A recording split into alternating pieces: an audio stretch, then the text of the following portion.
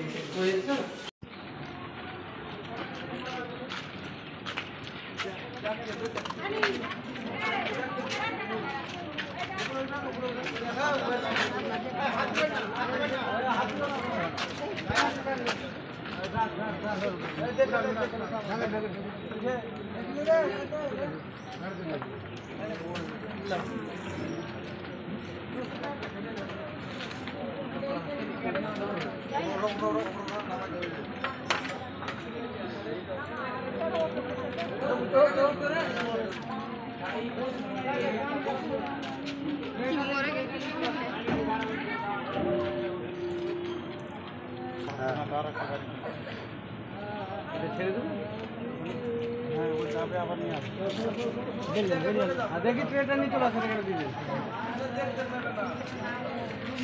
চল চল চল গাড়ি স্টার্ট কর।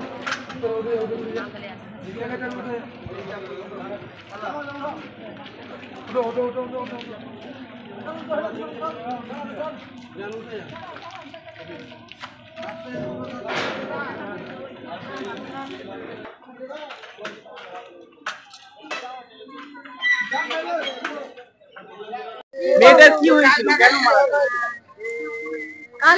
কি হয়েছিল? আমার ভাতিজির কাছে চাইছে বস খাট, 5 মাস হলো বিয়ে, বস খাট চাইছে, টাকা পয়সা চাইছে। দিয়ে তখন আমার ভাতিজিকে মাইরেছে, মাথায় আপ করেছে, টুটি করেছে, মুখে ফাইরে বিষ ভরেছে। এন্দুর মারা বুঝা ছিল, এন্দুরকে দিয়েছিল, ওগুলো খেয়ে লেছে যে মরেছে। মাইরে ফেলে টেলে ফেলে দিয়ে গেছে হসপিটালে, দিয়ে পালা ছিল, ধরেছে মাইরেছে। চাইছে বস খাট, বস খাট চাইছে, টাকা চাইছে। ফোন করছে, হার তো গরিব, বিয়ে দিলে এখন বিয়ে দিলে এগুলো করে করার পরে তখন মাইরেছে, মেরে বিষ খাইয়ে গেছে, খাইয়ে গেছে। কি হয়েছিল? কি প্রেম করে বিয়েছিল না এরকম হয়েছিল? প্রেম করে আমি গাড়িতে তখন দেখে পছন্দ করে বিয়ে হারা দিছিল না, তো বিয়ে করতে চাইলে তখন বিয়ে দিল। মিলি খাতুন আমার ভাগ্নি।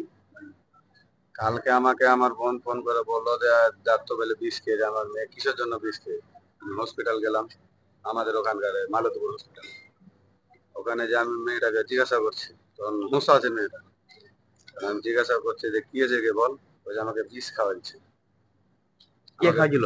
বিষ খাওয়াচ্ছে ওরা 5 জন, শাশুড়ি, নন, স্বামী আর ভাসুর। ওইটা কথা বলে আমি ডাক্তারের কাছে ছুটি লিখি, মানে ট্রান্সফার করেছি হসপিটালে আসার জন্য। হ্যাঁ, হসপিটালে আসার জন্য ট্রান্সফার করতে এই চাঁচল হসপিটালে ঢুকতে ঢুকতে লাস্ট দিন মারা গেল, ডেড বডি। তারপর ওরা পালাচ্ছিল, ওরা পালাতে আমি ধরেছি। তো ওরা আপনার মারলো কে? মেরেছে ওর স্বামী আর ওর শাশুড়।